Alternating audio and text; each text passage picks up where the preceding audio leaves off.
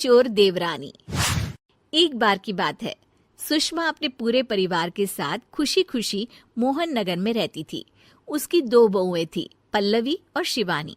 एक दिन दोनों बहुएं रसोई में काम कर रही होती है कि तभी उनकी सास सुषमा उन्हें बुलाती है। अरे बहू, जरा इधर तो आना। शिवानी, जरा जाकर देखना सासू माँ क्या कह रही हैं। दीदी आप ही देख लो ना जाकर, आपको भी तो सुनाई दे रहा है। अरे मैं आटा गूंद रही हूँ ना, तुम चली जाओ। हाँ तो मैं भी तो सब्जी काट रही हूँ ना दीदी। अरे बहू, जल्दी आओ। ओह, ये तो जाएगी नहीं, मैं ही जाकर देखती हूँ कि क्या करना है। पल्लवी सुषमा के कमरे में जाती है। जी मम्मी जी, क्या हुआ? शाम को घर पर कुछ मेहमान आने वाले हैं, तो तुम अच्छा सा खाना बना लेना बहू। ठीक है मम्मी जी, आप बता दीजिए क्या क्या बनाना है और कितने लोग आ रहे हैं।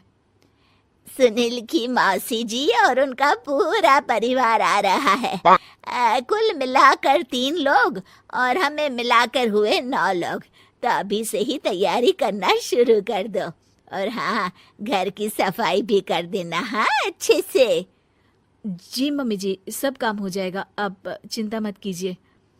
पल्लवी शिवानी को घर में मेहमान आने वाले हैं इसके बारे में बताती है। क्या 9 लोगों का खाना बनाना होगा, घर की सफाई करनी है? बाप रे, सासू माँ ने तो हमें घर की नौकरानी ही समझ कर रखा है। ऐसा नहीं बोलते शिवानी, हम इस घर की बहू हैं और घर के काम करना हमारा फर्ज है।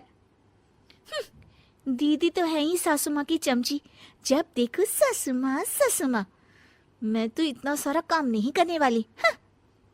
शिवानी कपड़े लेकर गमला साफ कर रही होती है और चक्कर आने का नाटक करने लगती है। मेरा सर चकरा रहा है। तभी वहां पल्लवी और सासू माँ जाते हैं। अरे बहू, क्या हो गया तुम्हें? मम्मी जी, बहुत तेज सर में दर्द हो रहा है। तुम एक काम करो शिवानी, आराम कर लो।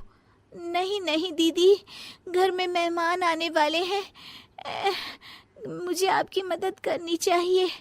अरे कोई बात नहीं शिवानी, तुम आराम कर लो, मैं सब काम कर लूंगी। ठीक है दीदी, अगर आप इतना कह रही हैं तो आराम कर लेती हूँ।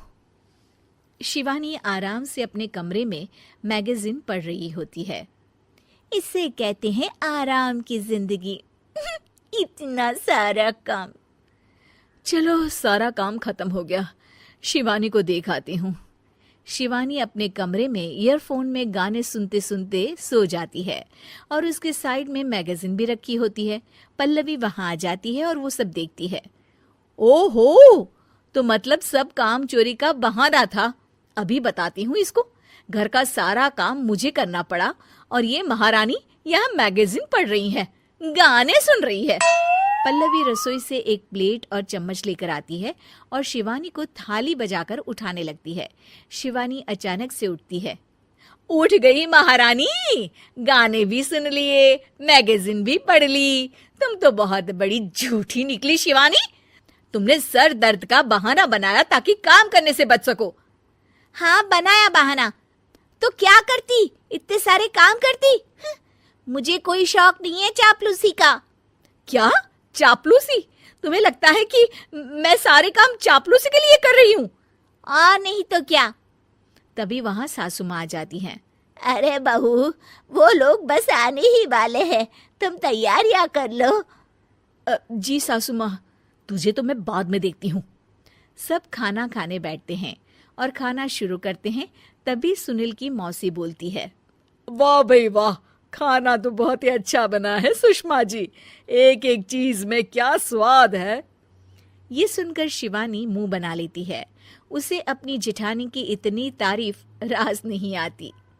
आपकी बहुएं तो बहुत ही अच्छा खाना बनाती हैं। हाँ, बनाती तो दोनों ही अच्छा है, पर आज ना ये सारा खाना बड़ी बहू ने बनाया है। छोटी बहू की तबीयत ठीक नहीं थी, सो इसलिए।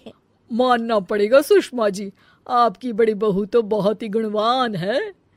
पल्लवी की तारीफ सुनकर शिवानी को जलन होती है। पल्लवी ये सुनकर खुश हो जाती है और शिवानी की तरफ देखकर उसे चिढ़ाती है।